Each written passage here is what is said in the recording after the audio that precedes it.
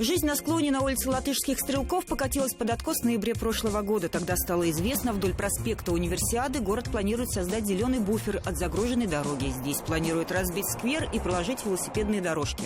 При строительстве дома, естественно, я, как законопослушный гражданин, узнавал, где можно строить, то есть зона строительства и так далее. То есть мы не попадали под красные линии. Земля частная принадлежит членам садоводческого товарищества «Любитель», самому СНТ более полувека. Больше половины из 157 участков действительно заброшены, но стоят 43 дома, и в половине из них постоянно живут люди. Дома зарегистрированы, у них есть адрес, а у жильцов прописка. Больше никакого жилья в собственности нету. Компенсацию жителям пообещали в размере объективной рыночной стоимости домов, но на серьезные суммы никто из них не рассчитывает. Земля СНТ, больше денег вложено не в дома, а закопано в сваи и опорные стенки. В случае несогласия домовладельцы могут только назначить новую экспертизу. А это другая часть одноэтажной Казани. Жилой массив Большие Клыки. Сторожилы улицы здесь с середины 90-х.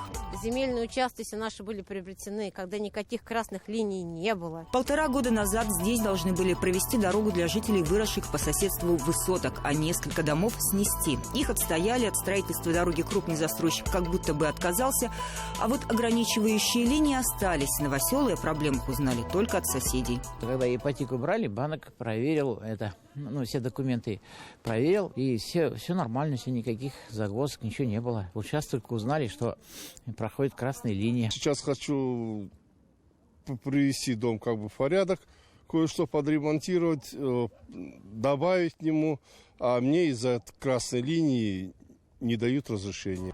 Над одним из частных домов развивается сразу 2 государственных флага. Надежда жителей улицы теперь на принятие генплана Казани.